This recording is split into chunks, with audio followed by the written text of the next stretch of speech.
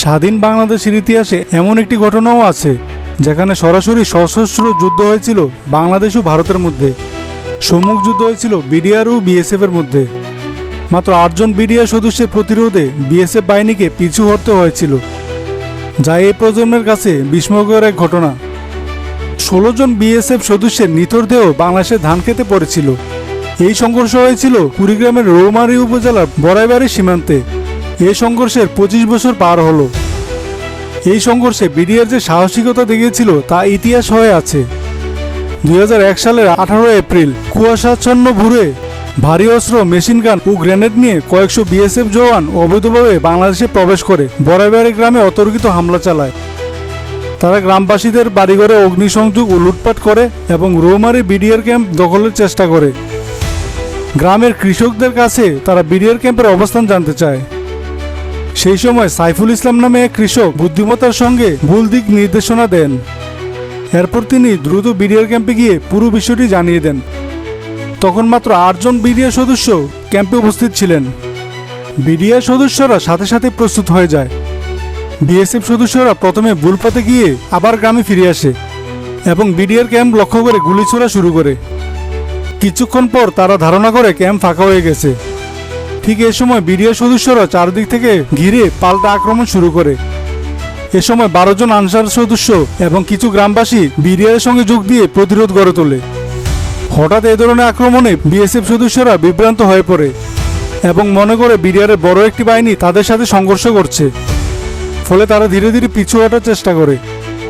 ভোর 5টা থেকে দুপুর 12টা পর্যন্ত টানা গোলাগুলি চলে। দুপুরে কিছুটা বিরতির পর সন্ধ্যার পর আবার সংঘর্ষ শুরু হয়।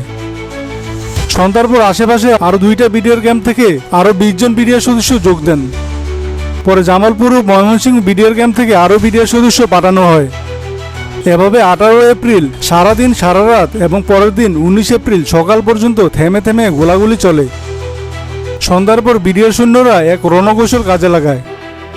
কথিত আছে বিডিআর সৈন্যরা ক্যাম্পের আশেপাশের কলা গাছের মাথা কেটে সেগুলোতে হেলমেট পরিয়ে দেয়। বিএসএফ সদস্যরা দূর থেকে বিডিআরের এক বড় প্লাটুন মনে করে পিছু হটতে থাকে। শেষ পর্যন্ত টিকতে না পেরে ধান খেতে 16 জন বিএসএফ সদস্যের লাশ রেখেই বাকি কয়েকশো বিএসএফ সদস্য পালিয়ে যায়। এই সংঘর্ষে 3 জন বিডিআর সদস্য শহীদ হন। তবে স্থানীয় প্রত্যক্ষদর্শীরা দাবি করেন নিহত বিএসএফ এর সংখ্যা অর্ধ শতাধিক হবে এবং অনেকে নিথর দেহ তারা ভারতে নিয়ে গেছে। যে 16 জনের নিথর দেহ নিয়ে যেতে পারেনি সেই বিএসএফ সদস্যদের নিথর দেহ এই ধানক্ষেতগুলোতে পড়েছিল। বড়াইবাড়ি সীমান্ত সংঘর্ষ ছিল তৎকালীন কিছু সীমান্ত উত্তেজনার কারণে। এই সংঘর্ষের মাত্র 3 দিন আগে সিলেটের পদুয়া সীমান্তে বিডিআর বিএসএফ এর মধ্যে উত্তেজনা সৃষ্টি হয়। বিএসএফ দাবি করে পদুয়া ভারতের ভূখণ্ড, যা ভারতীয়দের কাছে পীর দেওয়া নামে পরিচিত।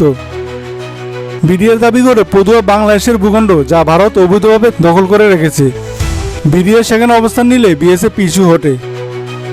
এই অপমানের প্রতিশোধ নিতে ও বিডিআরকে চাপে ফেলতে বড়াইবাড়ি ক্যাম্পে বিএসএফ হামলা করে। বিএসএফ এর পরিকল্পনা ছিল বড়াইবাড়ি দখল করতে পারলে তারা পদুয়া থেকে বিডিআরকে সরাতে বাধ্য করবে, কিন্তু তাদের এই হিসাব ভুল প্রমাণিত হয়।